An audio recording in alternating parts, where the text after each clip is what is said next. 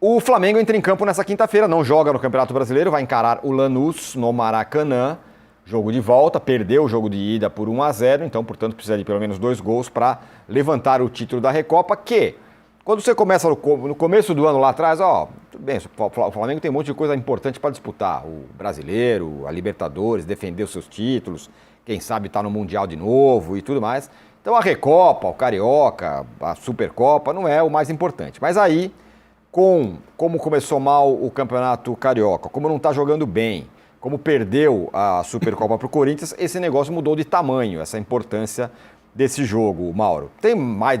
Vai ter mais de 60 mil pessoas no Maracanã, já tinha mais de 50 mil ingressos vendidos, mas vai ter que ganhar para não entornar o caldo logo no começo.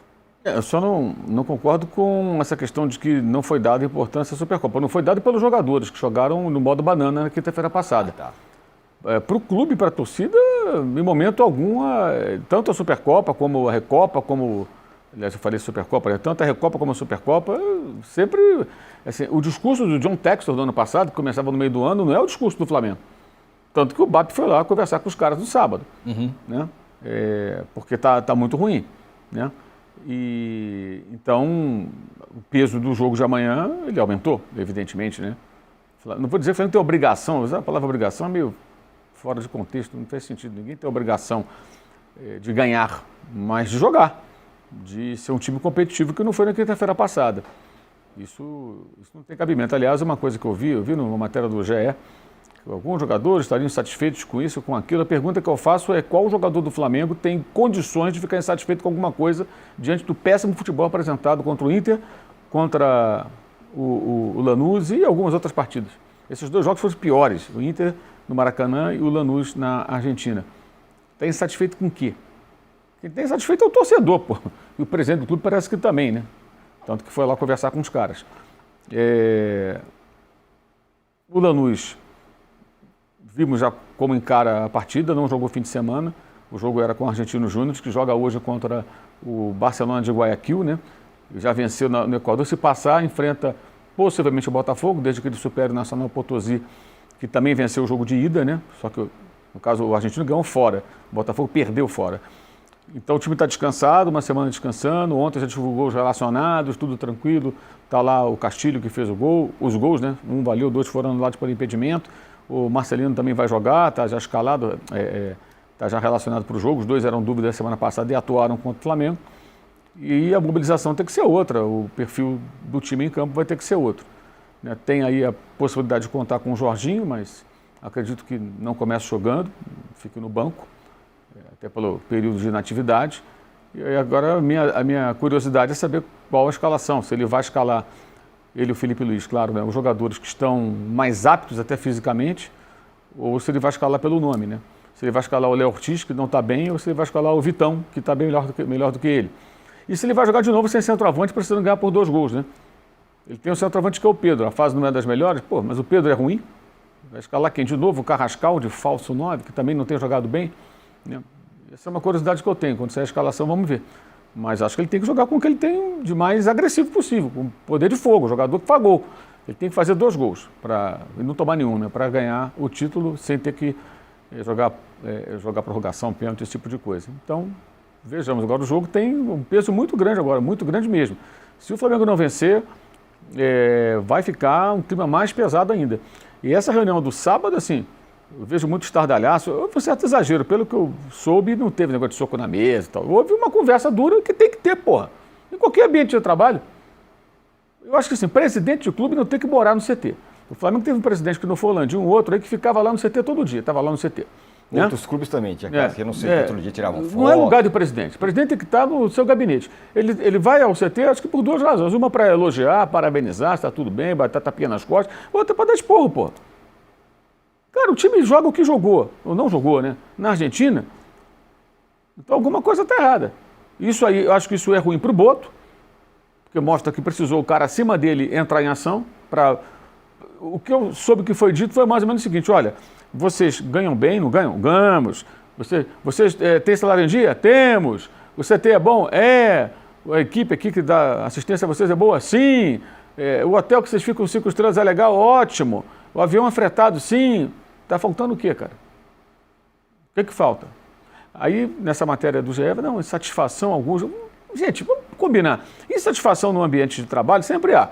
Insatisfação no grupo de atletas sempre vai haver. O cara que não está jogando tem duas possibilidades. Ou ele é um acomodado, três, ele é um acomodado, aceita ficar na reserva. A outra, ele quer jogar e acha que está jogando bem, aí fica insatisfeito porque quer oportunidades, acha que merece. Ou ele tem autocrítica e percebe, pô, o titular está jogando mais do que eu tenho que melhorar aqui, senão eu não vou jogar nunca. São essas três possibilidades. E nessa que o cara está insatisfeito, se está insatisfeito, treina, tudo, eu vou lá e conversa com o técnico. O que não pode é isso ser muleta para, se realmente tiver alguém insatisfeito, para as atuações que que a gente está vendo. Não tem cabimento. Eu estou insatisfeito, então vai cair o rendimento do time. Que se dane se você está insatisfeito. Quem está ligando para a sua insatisfação? Que se dane, pô. Isso vale para qualquer clube, qualquer elenco, qualquer time. Onde já se viu isso? Então, eu entendo que isso é absolutamente normal. Dentro dos limites, né, em que uma conversa profissional deva ter, claro, né? E, pelo que eu soube, foi uma conversa mais dura, mas eu acho que é necessário. É necessário e acho que fica meio ruim para o Boto. Porque o Boto, se o Boto conseguisse controlar isso, o BAP não precisava entrar em ação. Não chegaria a esse ponto. Ele que tem que conversar com os jogadores ali, ele está no dia a dia. Né? Ele está no dia a dia. E o Felipe também, como técnico, evidentemente. Né? Não está numa fase muito boa nas declarações e também nas suas escolhas à frente da equipe. É a mesma coisa. O Felipe Luiz, o que ele quer mais? Ele não queria que esse salário que ele está ganhando? Não foi dado o contrato para ele? Não foi dada a condição para ele? Ele ganhou agora o Paquetá. Está ruim ganhar o Paquetá? É ruim? Queria ganhar quem? Pô, peraí, gente. O que falta? Né? Tudo bem, resultados acontecem, resultados ruins. Você pode perder um jogo, outro. Agora, o comportamento do time na quinta-feira foi inaceitável. Foi do nível de Estudiantes e Flamengo lá em La Plata ano passado. Esse mesmo grupo de jogadores com uma ou outra exceção. O Danilo, o Mauro passou por um ponto de dentro de campo que é importante. Escalar quem? A tropa de choque, mas que talvez não esteja com energia nesse momento, ou escalar o time que pode ser fisicamente melhor, que seja melhor. Difícil, né, num jogo no Maracanã. É difícil, mas eu fico... Na verdade, para mim não é tão difícil não, Tirone. Eu acho que tem que escalar o cara que tiver melhor ali. O Everton Araújo já mostrou várias vezes que precisa jogar, que é um cara que está jogando. O Léo Ortiz está mal. Não é uma questão de você tirar o Léo Ortiz do time, do planejamento e não joga mais. Não. O Vitão foi contratado justamente para ser alternativa quando os zagueiros do Flamengo, que no ano passado a gente sempre falou que tinha 3 zagueiros só, agora tem mais um, tem o quarto, então coloca para jogar, faz revezar. Você coloca justamente, e no final é até uma forma de mexer com o Léo Ortiz, falar, cara, realmente o que você está produzindo não dá, vai lá para o banco, senta, daqui a pouco você volta, porque quando os times formam um elenco desse é justamente para poder fazer esse tipo de revezamento. O Felipe Luiz pode estar falando, não, mas eu estou precisando dar ritmo de jogo e tal, mas chega em algum momento que não é mais. Se tivesse o Flamengo voando em voo de cruzeiro, né, que está lá tranquilo, não é o caso, o Flamengo está altos e baixos, precisa estabilizar. E nessa hora você precisa colocar os caras que estão mostrando mais. Porque uma coisa entrou o Léo Ortiz, entrou o Léo Pereira, entrou o Danilo, entrou o Vitão e ninguém tá jogando, beleza. Só que a gente viu mostras do Vitão, por exemplo, de que ele pode jogar, estar num momento melhor e pode, de repente, até pressionar, no bom sentido, o Léo Ortiz a jogar melhor numa próxima partida. É a hora, para mim, de ver o melhor Flamengo possível, até no aspecto físico, porque a gente sabe que vai ser um jogo dificílimo. O Lanús vai para o Rio de Janeiro com uma vantagem. E a Recopa é parecido com o que eu falei do Paulista, é o nem e o só. Né? Se o Flamengo terminar o ano ganhando só a Recopa, é só a Recopa. Se o Flamengo terminar o ano não ganhando nada, é nem a Recopa. Mas é uma turbulência para esses primeiros momentos. Não acho que dentro de uma normalidade, caso o Flamengo perca, não seja uma goleada, não precisa de uma grande mudança de rota dentro dessas coisas que o Flamengo já tem feito, chamando o BAP para conversar com o elenco, pressionando, cobrando. Eu acho perfeitamente certo cobrar o Flamengo para melhorar justamente por todas as ótimas condições.